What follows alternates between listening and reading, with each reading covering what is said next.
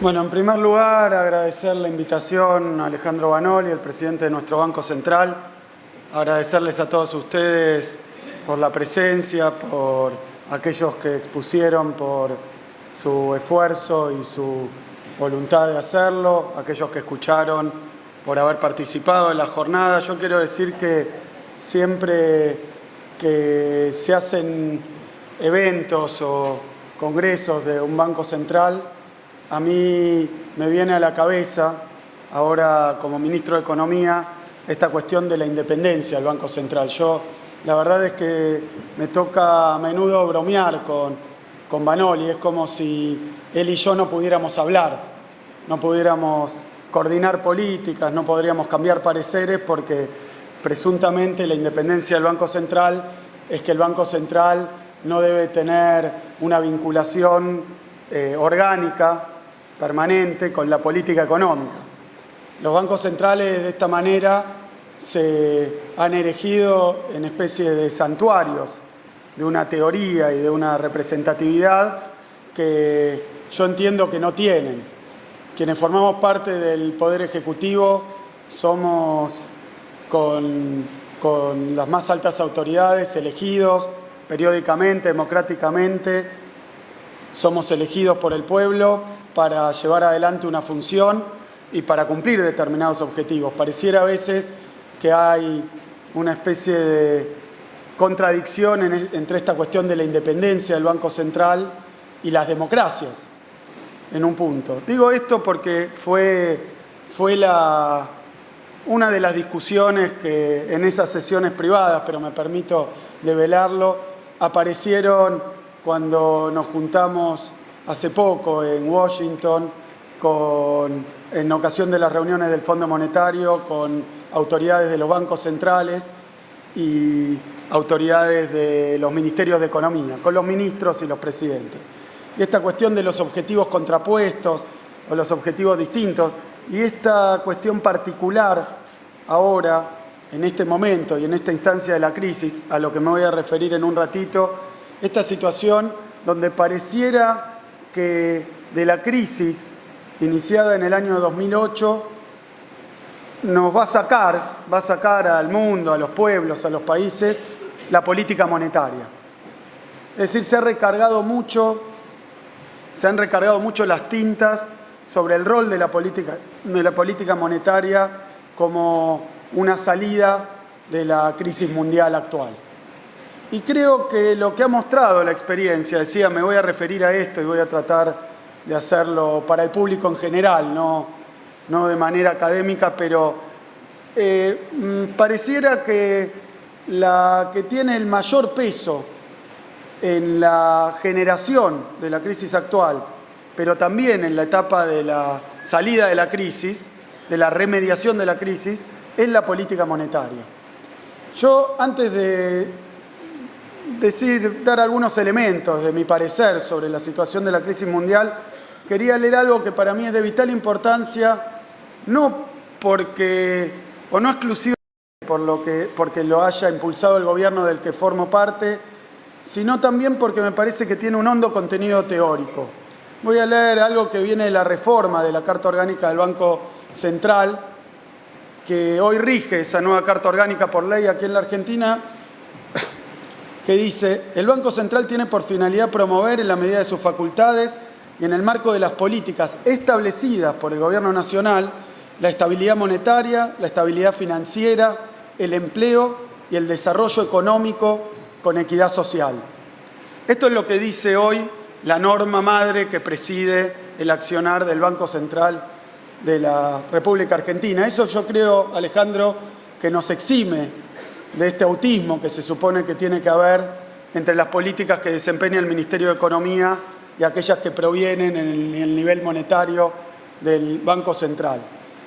Menciono esto porque tiene un hondo contenido teórico. Y a eso se refería Alejandro, dándome pie a esta pequeña apreciación. La teoría convencional, la teoría ortodoxa, la economía neoclásica, en fin, ha convertido esta idea de la neutralidad del dinero en un dogma. Y ha marcado que de esa manera que la cuestión monetaria puede estudiarse por separado, sus efectos son separados y divisibles de aquella variable que está en el centro de nuestra nueva Carta Orgánica, que es el empleo, pero también el desarrollo y la distribución de la riqueza, la equidad social. Pareciera, según la teoría convencional, que la política monetaria tiene poco que ver con el empleo y tiene poco que ver con el desarrollo y tiene poco que ver con la equidad social. Y recuerdo entonces algo que en su momento en la teoría general escribía John Maynard Keynes, que era que justamente había que buscar una reconciliación a nivel teórico. Esto no sé si el público general, voy a tratar de traducirlo, pero una reconciliación entre esa división artificial que había hecho la ortodoxia de su época y la de esta época también, entre los fenómenos monetarios neutrales y la economía real.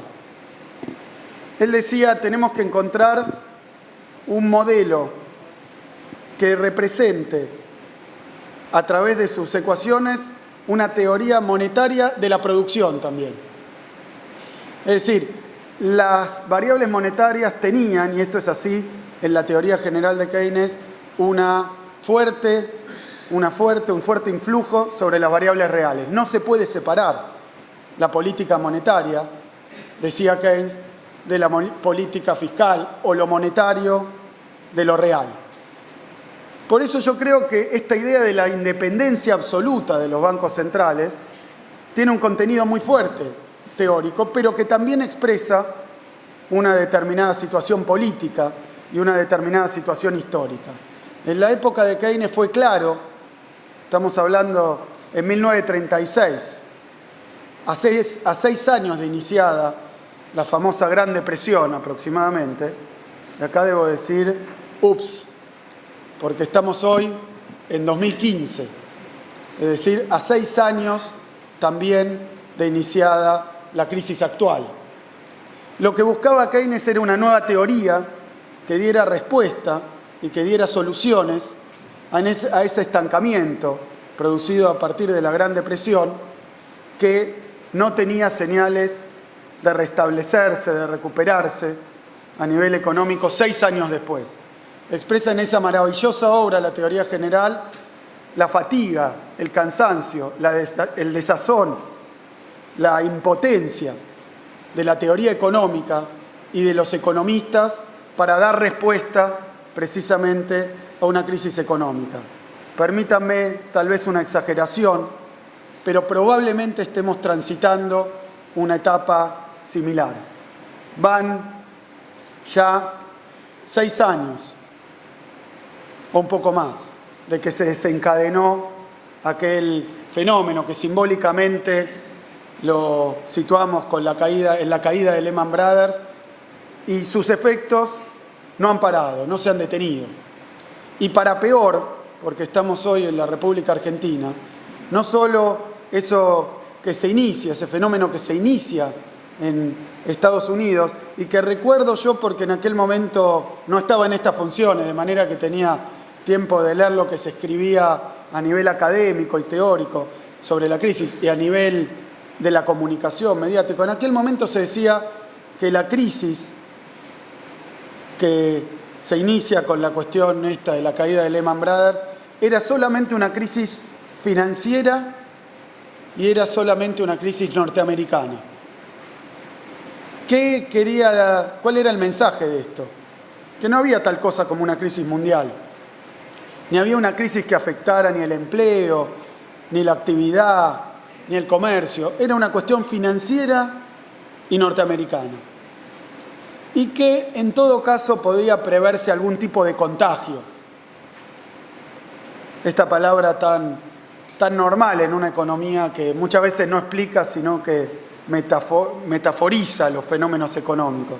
Entonces se podía esperar un poco de contagio, pero nada más. Decían, tranquilos, este es un fenómeno norteamericano y financiero. Y muy rápidamente se empezó a esparcir esa crisis, o puesto de otra manera, las manifestaciones de la crisis salieron de la esfera únicamente financiera y monetaria, y rápidamente también en Estados Unidos, con la ola de desalojos, con la caída de la ocupación. ¿Se acuerdan que En aquel momento la tasa de desempleo alcanzó prácticamente el 10% en Estados Unidos. Es decir, rápidamente quedó evidenciado que no era una crisis solamente monetaria y al tiempo, poco después, que no era solo norteamericana, sino que era una crisis económica con todas las letras que afecta a esfera monetaria, pero principal, fundamentalmente la esfera real, y que era una verdadera crisis mundial, porque rápidamente la crisis se desplaza y muestra una faceta todavía más dura en Europa, particularmente en los países más débiles de Europa. Y entonces tenemos una situación que todavía no se ha solucionado, porque Estados Unidos, si bien se habló de recuperación, todo el mundo ve que la economía norteamericana se encuentra en una situación fluctuante, incierta. Entonces cada número trae una nueva decepción o un poco de entusiasmo, pero claramente no hay un proceso de vigorosa recuperación. Hoy decía el Fondo Monetario, se divulgaba que había revisado a la baja en creo que un 20% el crecimiento de este año de Estados Unidos. Es decir, que las cifras eran muy decepcionantes. Y tuvimos los últimos indicadores de actividad también decepcionantes. Es decir, la crisis no se ha retirado de Estados Unidos y se ha alojado en Europa y está muy lejos de retirarse de Europa. Por el contrario, en Europa esas tasas de desempleo para toda la comunidad europea llegaron al 10%, pero en algunos países señalados superan el 20% y casi llegan al 30%, con tasas del 27, 25, iguales o superiores a las de la Gran Depresión. Es decir, que hay sociedades donde esta crisis es una hecatombe, una calamidad, un desastre social. Y en los grupos juveniles, digamos, en los sectores que recién ingresan al mercado de trabajo, las tasas de desempleo superan a la mitad de aquellos que están en condiciones de trabajar. Es decir, que es una crisis cuyo desarrollo, por más que nos traten de confundir con informaciones dispersas, continúa. Y para peor, como decía recién, no solo no era financiera y norteamericana, sino que está mostrando, como mostraron otras crisis internacionales, un bastante trágico proceso de desplazamiento. Porque ahora, a través de lo que ocurrió fundamentalmente a fines del año pasado, con la caída abrupta de los precios de las commodities, del precio del petróleo, pero también de los alimentos que son commodities, con esa caída, esa crisis no es que amenaza, sino que ya está enseñoreándose en los países emergentes, en los países de menor nivel de desarrollo.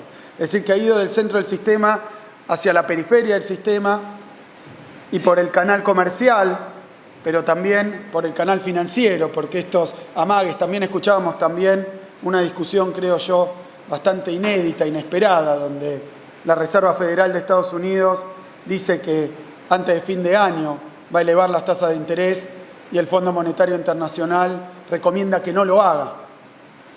Es decir, que estamos en un momento de pleno desarrollo de la crisis, pero con ese incremento probable de la tasa de interés y un proceso de vuelo hacia la calidad, de flight to quality, y donde los capitales retornarían y empezaron a retornar hacia los países centrales, generando inestabilidad financiera, monetaria y cambiaria en países emergentes, probablemente estemos viendo cómo toca la última estación, que son los países periféricos. Es decir, que eso que nos habían dicho en 2008, que los expertos habían escrito que era una crisis financiera y norteamericana, era una verdadera mentira, que además expresa una falta de teoría para comprender la crisis, desde el mismo comienzo. Y efectivamente la crisis se ha expresado y se ha desenvuelto a lo largo del planeta y ahora está llegando a la estación de los que menos tienen, de los países más pobres, de aquellos que exportan materia prima, de aquellos que dependen del flujo de capitales internacionales. Así que estamos, desafortunadamente, y esto es muy probable, presenciando cómo la crisis se traslada y se descarga sobre las espaldas de los países más pobres.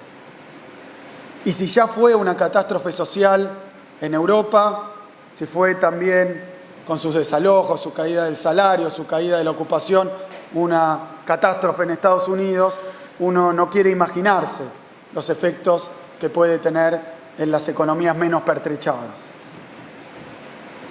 Siendo esto así, voy a hacer una breve reseña de las políticas económicas que se han utilizado para contrarrestar, para remediar la situación de crisis. Voy a hacer una reseña simplemente explicativa, pero quiero hacer algún comentario conceptual también y teórico. Yo recuerdo muy bien que cuando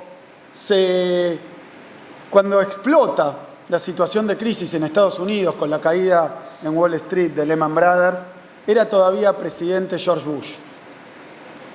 Y George Bush se presenta ante el Congreso de Estados Unidos y dice una frase que todavía repica en mi cabeza. Dice, yo voy a proponer algo aproximadamente, voy a proponer algo con lo que sinceramente no estoy para nada de acuerdo, dice Bush. Voy a proponer lo que después se convirtió en el QE, en los planes de alivio cuantitativo. Voy a proponer una fuerte intervención del Estado, hoy sabemos que es probablemente la más grande de la historia, para abordar esta crisis. ¿Por qué él decía que no creía en esto? Porque él creía que los mercados se autorregulaban. Y sin embargo fue al Congreso a pedir aprobación para un plan donde el Estado salía a reaccionar ante la situación de crisis. Esa misma política económica es la que continúa de una forma o de otra hasta el presente. ¿Y de qué se trató esa política económica? Que en aquel momento lanzó Bush, que después refrendó y continuó el presidente Obama, es decir, los dos signos políticos centrales de la política norteamericana. ¿De qué se trataba? Básicamente del salvataje de los bancos.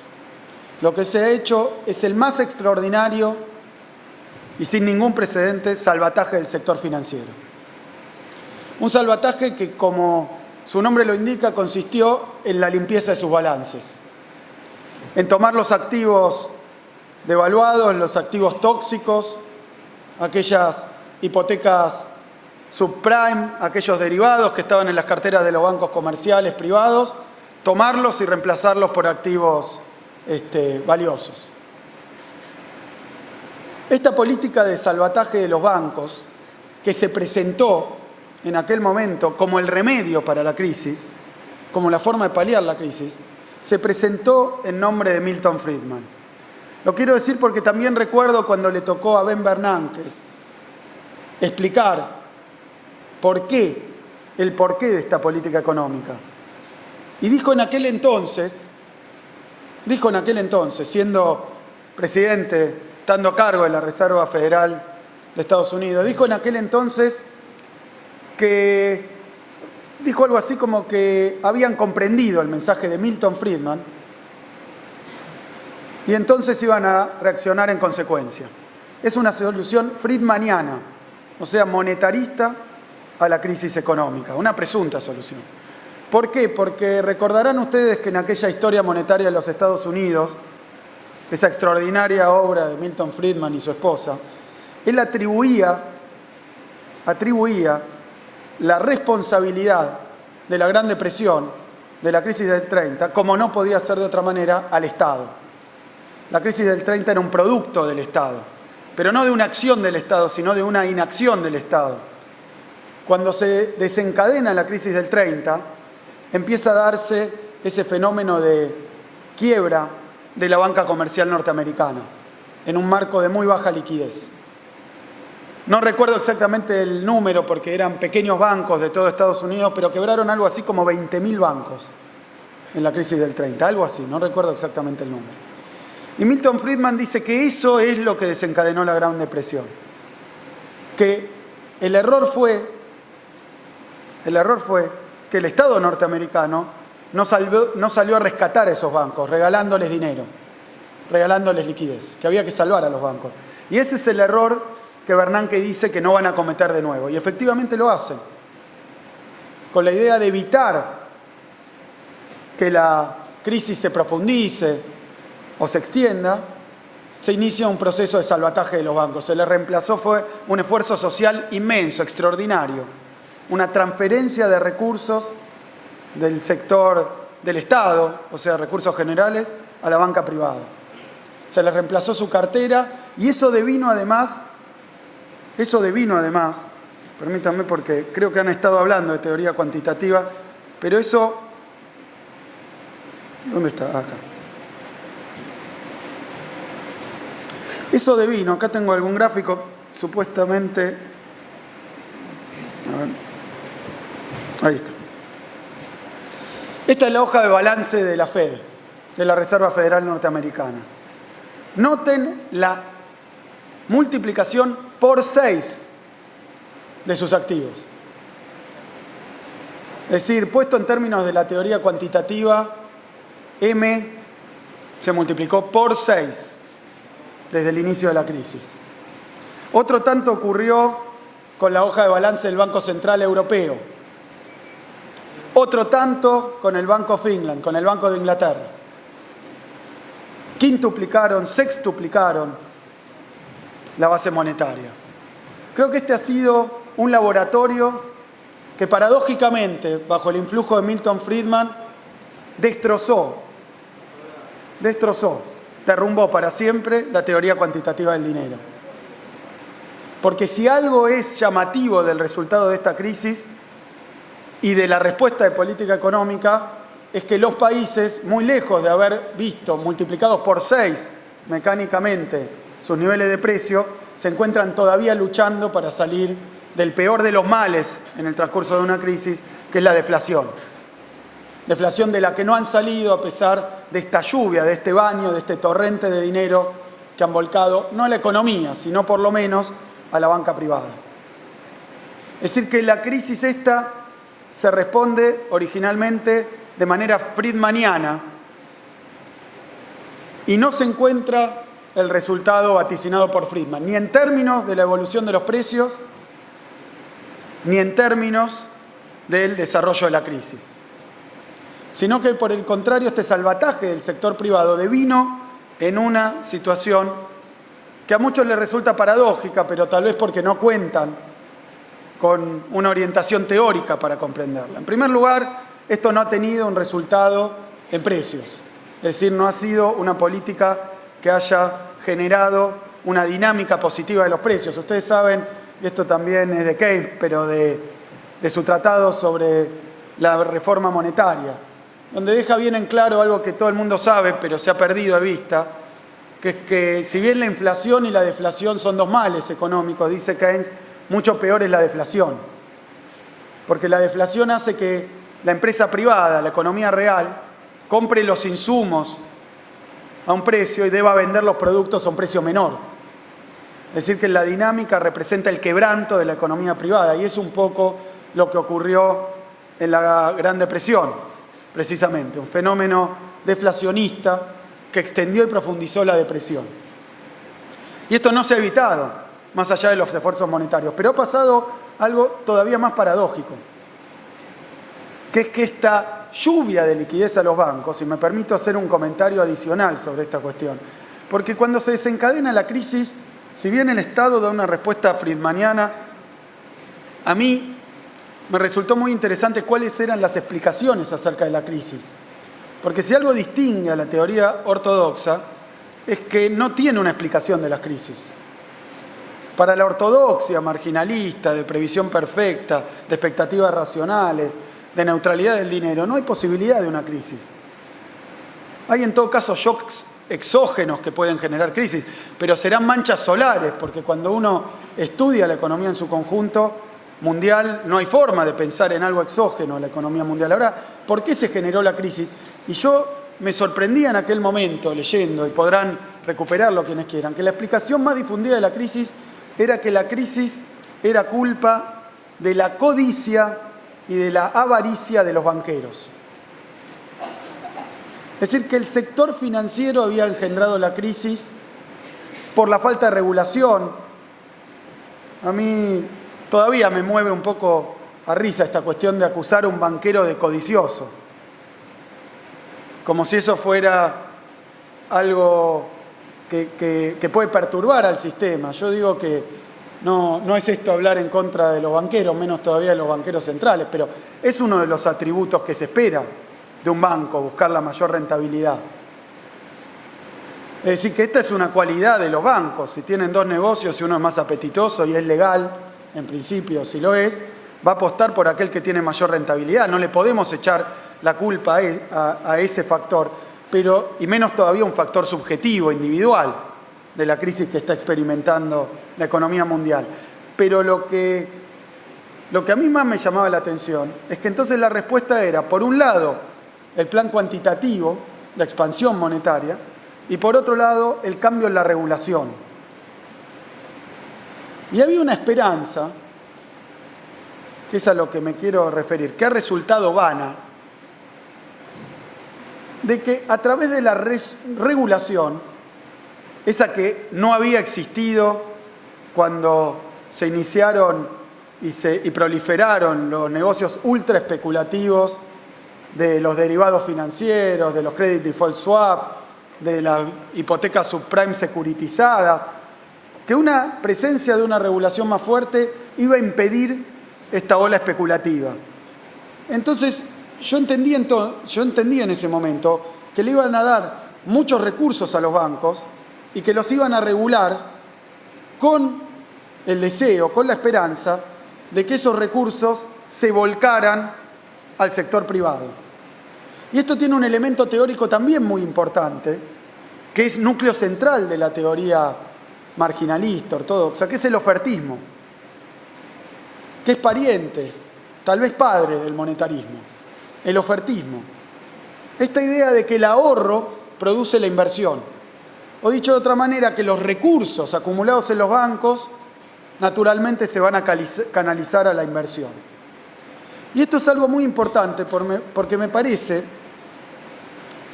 que justamente está en el meollo del estadio actual de la crisis. Porque esa lluvia de liquidez, esa plétora de recursos, no se vuelca y no se volcó al sector privado. Y voy a hacer un comentario más, porque hoy la preocupación en los países centrales es justamente que el sector financiero ha encontrado formas, me animo a decir, muy efectivas y muy eficientes de evadir y de esquivar una regulación que impida los fenómenos especulativos.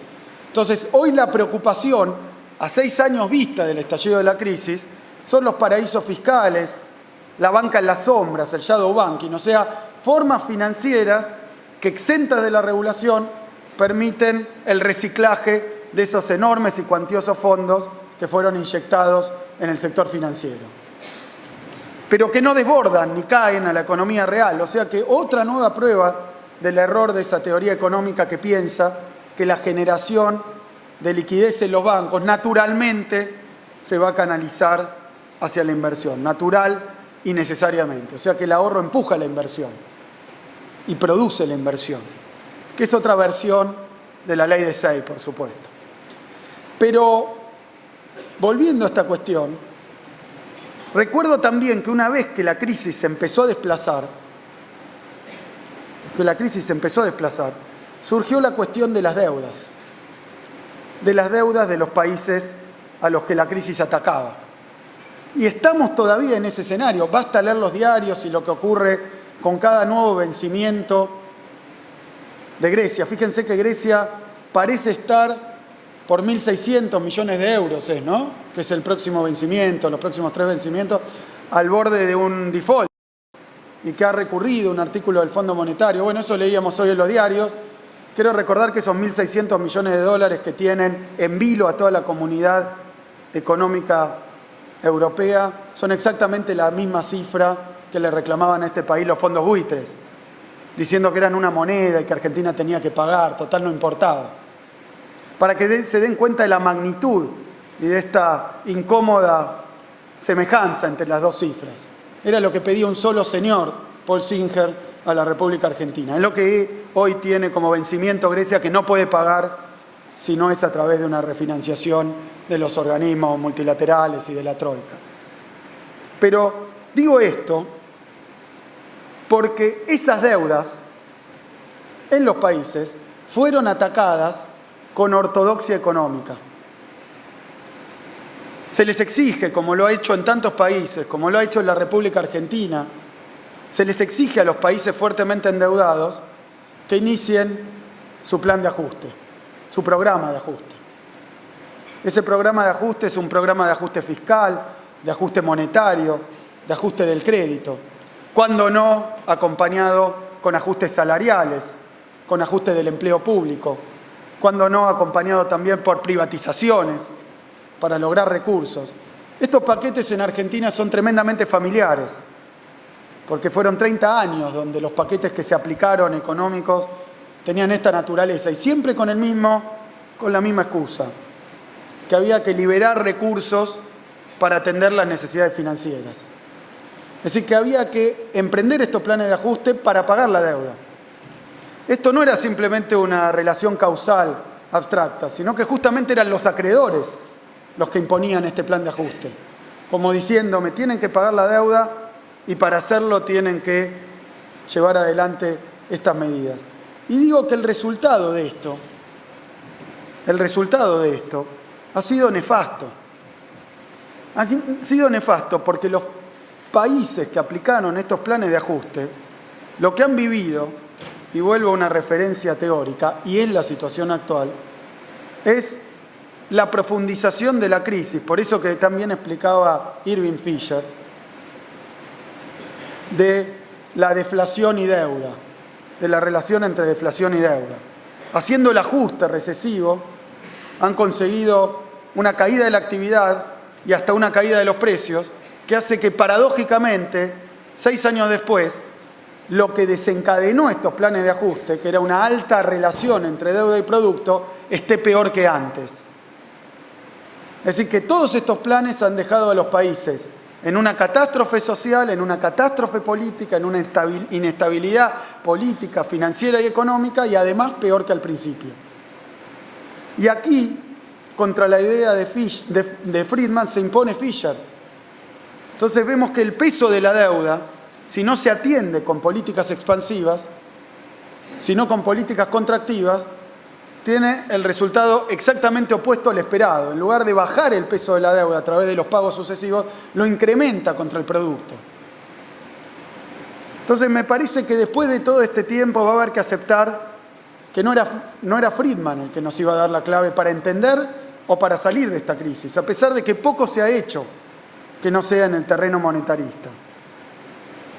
Y por último, la situación que tenemos hoy, porque cuando uno dice esos balances repletos, engordados de la banca, esos recursos financieros excesivos que se vuelcan a la especulación y no a la inversión real, uno no puede hacer otra cosa que pensar en algo que todavía subsiste en un costado de algunos planes de estudio en las universidades, que es la famosa trampa de liquidez.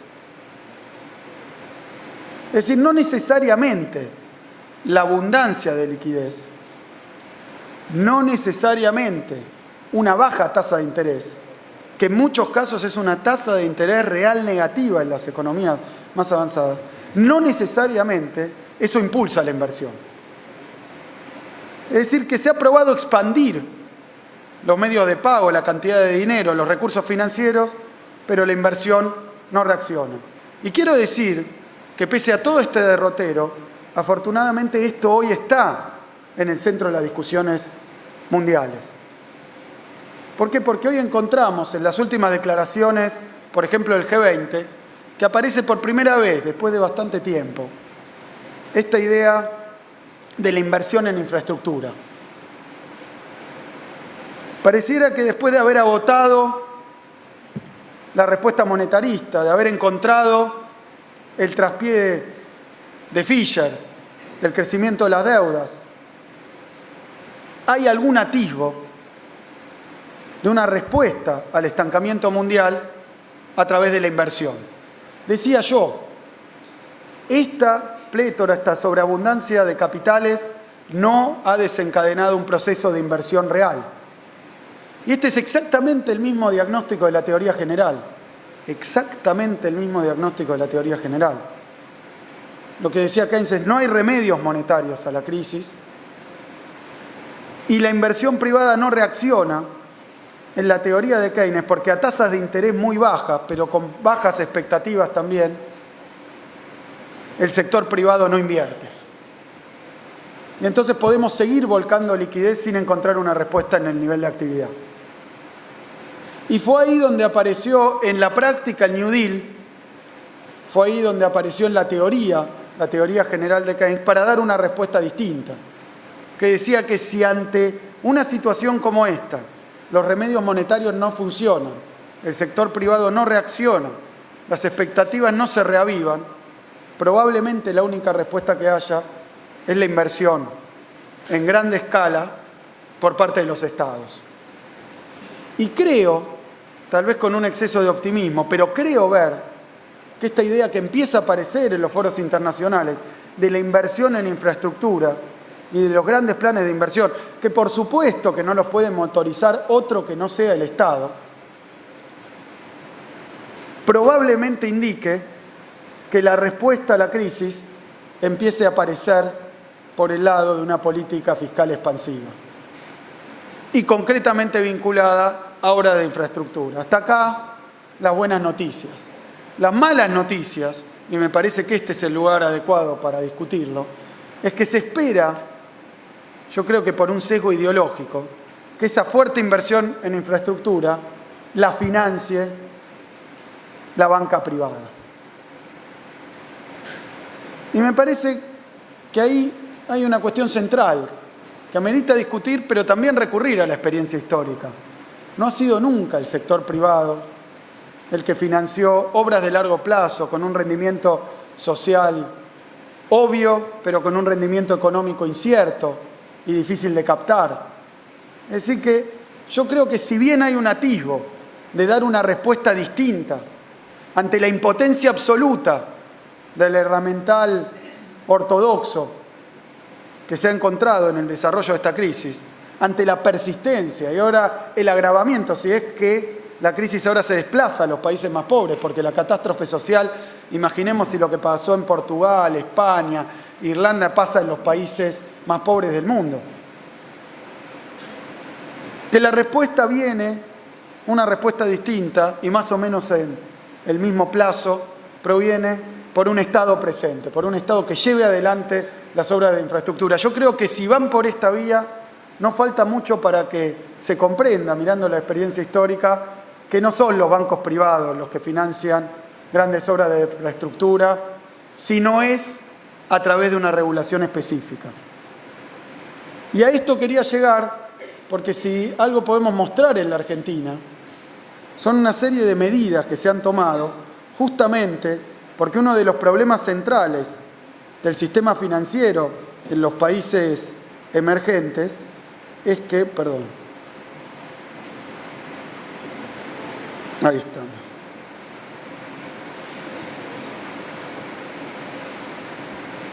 Siempre me va el mismo, perdón,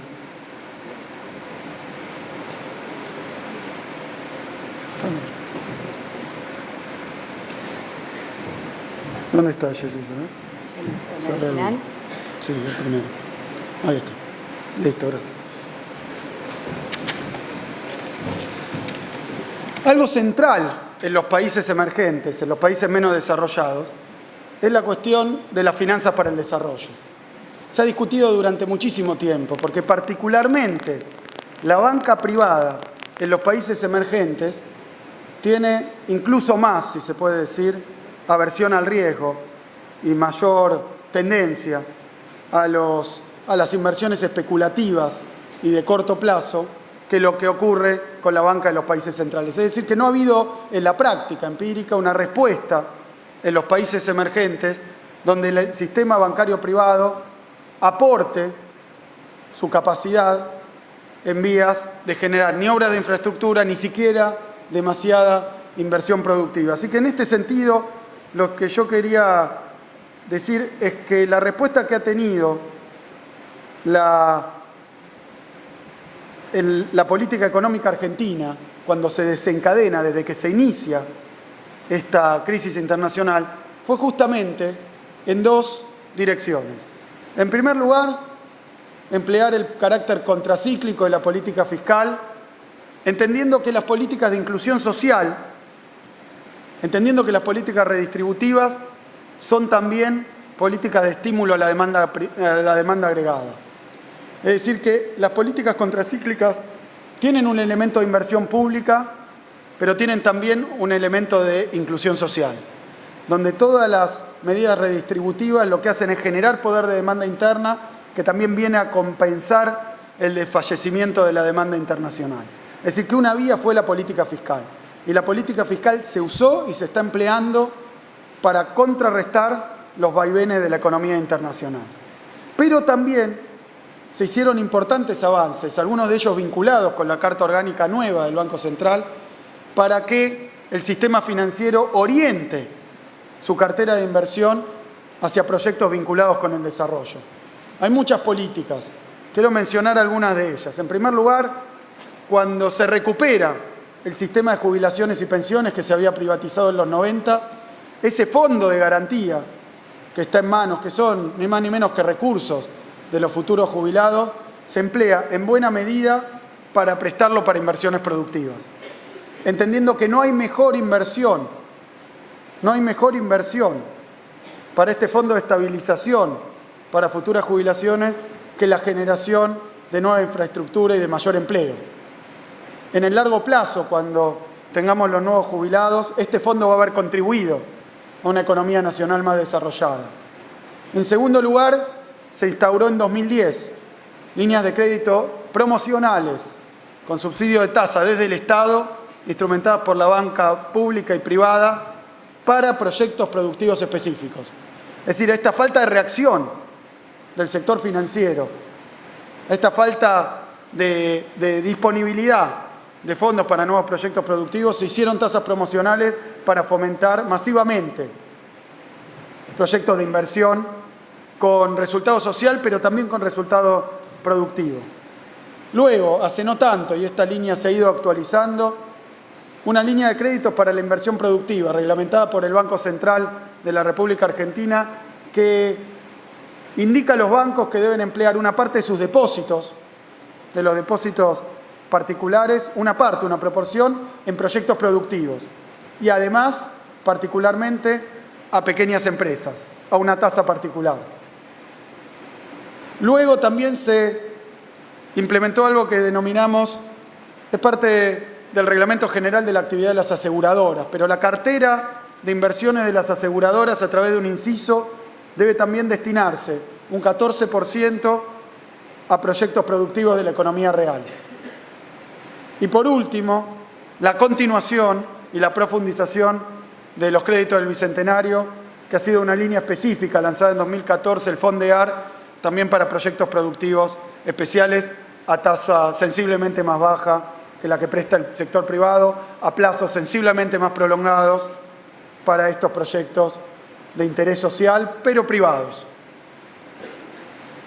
De forma tal que sin buscar una solución general para el estancamiento secular en el que está la economía internacional, lo que quiero decir es que acá en la República Argentina, con esta Carta Orgánica, con esta comprensión de que la política crediticia y monetaria sí tiene un papel central en el empleo, en la producción, en la distribución de la riqueza, con esta idea de que por la vía de la regulación, pero no una regulación excesivamente estatista, aquí la banca privada pesa bastante, aunque la banca pública es significativa, una regulación balanceada, equilibrada, pero que fomente determinadas líneas de crédito que la banca privada, sobre todo en países periféricos, no suele elegir.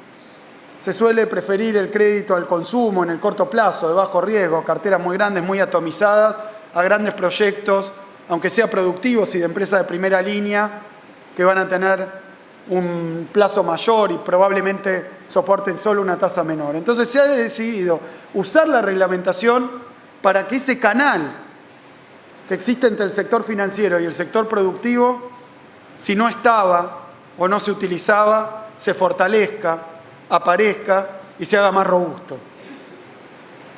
Al tiempo que la política monetaria daba un alivio a través de la regulación financiera, a través de la regulación contra los flujos libres de capitales de corto plazo, a través de líneas de financiamiento productivo de la banca hacia el sector real, al mismo tiempo se empleó una batería de medidas de política fiscal con carácter anticíclico para impedir